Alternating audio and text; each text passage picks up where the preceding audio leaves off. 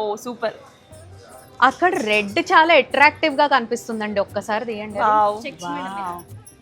Red ఇది stripes. కూడా Banaras checks madam.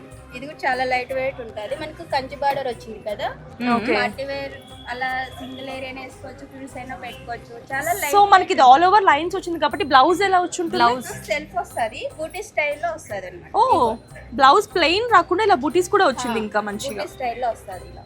Nice. దీనికి బ్లౌజ్ కి మనకి ఇది ఏంటిదండి cut work. Design. Okay.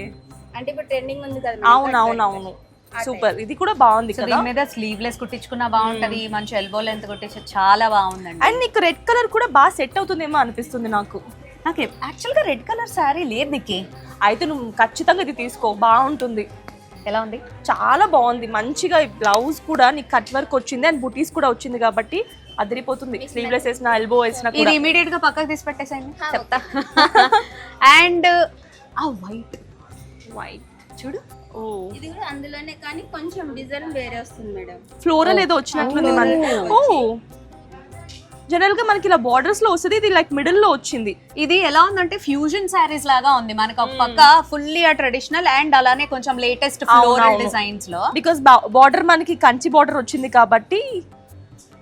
Nice. ఇదేం చాలా బాగుందండి బాగుంది రేంజ్?